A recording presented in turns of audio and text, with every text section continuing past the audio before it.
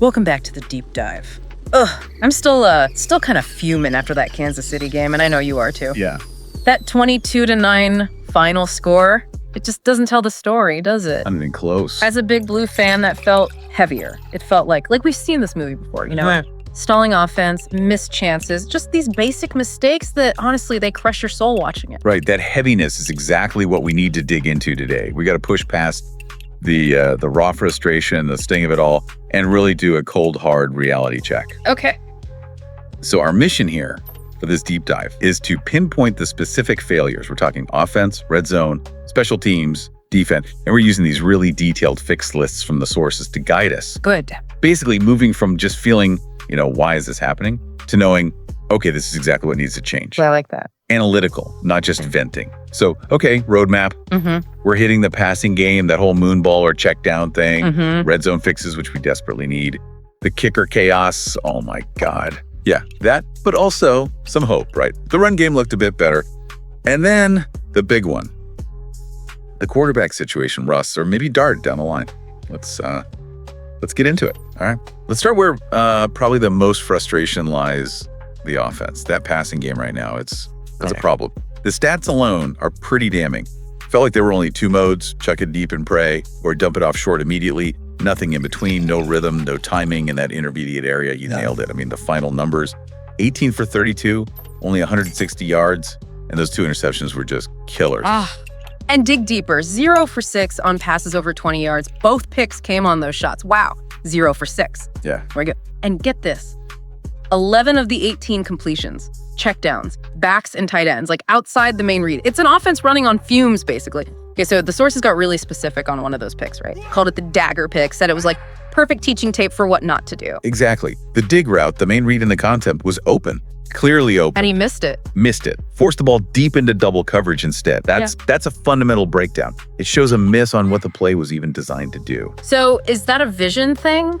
Trust thing? What is it? Could be either or both. Yeah. But the takeaway from the sources is clear. If the quarterback isn't comfortable or seeing things clearly in the middle of the field right now, you have to simplify his world. Simplify how? The fixed list mentioned building a sideline timing identity. What does that actually mean for us watching? Like, why avoid the middle? Great question. Okay, so think about sideline routes, cutouts, comebacks, sail routes, smash concepts. Okay. They're thrown based on timing, 3 steps, 5 steps, and the sideline acts like an extra defender, right? It limits where the ball can go, where the defender can be. Less field to read. Exactly. It cuts down the variables, forces the QB to trust the timing, trust the boundary. It's about giving him answers he knows will be there on time, not just hoping something develops downfield or over the middle where things get muddy. So it's like protect the QB mentally by narrowing the playbook. Pretty much. The play's got to fit the ingredients you have right now. You can't ask the chef to make a fancy souffle if all he's comfortable with is grilling, Got it. Okay. Limit the menu. Makes sense, even if it's frustrating. Let's talk about another soul-crushing area. The red zone. I mean, we move the ball okay between the 20s sometimes, and then bam, brick wall. Yeah, the designs just weren't creating conflict down there. It's too static. Curls, hitches, simple outs. Inside the 20, that field shrinks fast. Right. You have to use traffic picks, rubs, motion. Stuff that forces defenders to make choices, to be wrong. We weren't doing that. Where was the creativity? Like, the sources talk about needing stacks, switches, shovel passes, orbit motion, things that actually stress the defense. And the red zone fix list is super practical. First, script 8 to 10 go-to plays. Practice them constantly. Same motions, maybe different final routes, but build that muscle memory. Okay, repetition, faster decisions, especially on those RPOs, those run-pass options. If the throw isn't there right now, just hand it off. Don't wait. Those passes sailing out the back. That's hesitation killing the play. Hesitation. And speaking of hesitation and just lack of planning, the kicker situation. Oh boy. A pregame injury and suddenly chaos, no backup plan. We've seen this before with Big Blue. It's infuriating. That's not just bad luck. That's like organizational malpractice. It really is. It's a planning failure, pure and simple. The sources are blunt. You need a real kicker pipeline competition, not just hoping your one guy stays healthy, Right. but the immediate fix. Preparedness, have a laminated card ready. Okay, kicker's out. Here's when we go for it. Here's when we punt. Here's our go-to 2-point conversion play. A prepared 2-point play, not just winging it. Exactly. Got to have that package ready to roll, not scrambling in the moment. Preparation, not panic. Okay, let's try to find some positives, wash that taste out. The run game It wasn't dominant. 21 for 90 yards isn't amazing, but it felt better. It did show signs of life, and the big spark was clearly Skattebo. Oh, yeah. The rookie, 10 carries, 60 yards, caught 6 passes for 60 yards too, breaking tackles, turning those checkdowns we hate into actual positive yards. He was electric. But what's interesting is why the run game looks better overall. The sources point to a specific personnel package. Which one? Using Daniel Bellinger more as a true fullback. Huh, Bellinger at fullback. Yeah. Apparently, it created what they called landmark clarity for the offensive line. Basically, it simplified things, made the blocking assignments cleaner, especially on their duo and insert run concepts. So it's not just about having a lead blocker, it helps the lineman know exactly where to go. Precisely. It gives the whole run scheme a clearer focal point, and the recommendation is that package has to stay. It works. And it sets up other stuff like jet motion or orbit motion off it. Yeah. Keep Bellinger at FB. Got it. Yeah.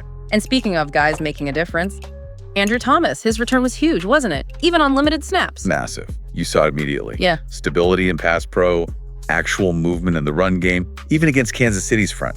He just changes the whole equation up front. He looks so good. And that's the key takeaway. He was on that snap count, around 25 plays, if he's healthy. You got to ramp that up. Why? What does it unlock? It unlocks the rest of the playbook. Remember that sideline timing stuff, those longer developing routes? Keeper plays for the QB. You need a solid pocket for that. Thomas provides that foundation. His presence lets you call those plays. Okay, so Thomas isn't just one good player. He enables the fixes we need. Bingo. All right, let's flip to the defense. Giving up 22 points. Okay, you could win giving up 22.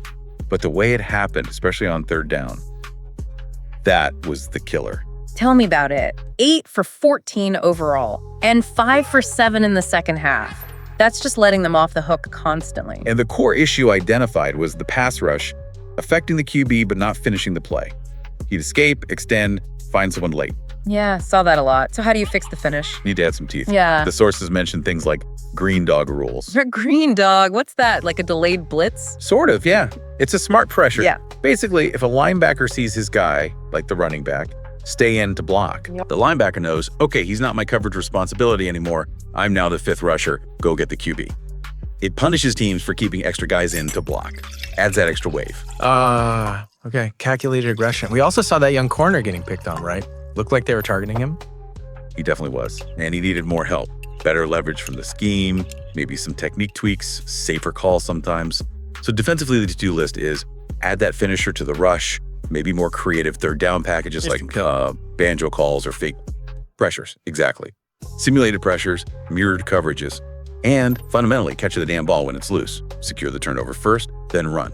Those little details, finishing sacks, securing fumbles. That's the difference right now. Okay, one more offensive thing before the big picture. Receiver usage.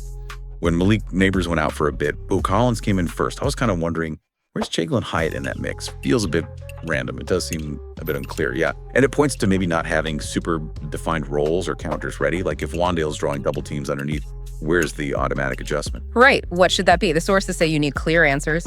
Routes to replace Wandale where he just vacated. Guys sitting down behind the double team, maybe a quick glance to the backside receiver, or just swinging it out to the back quickly. Okay. Take advantage of the attention Wandale gets. And what about Slayton?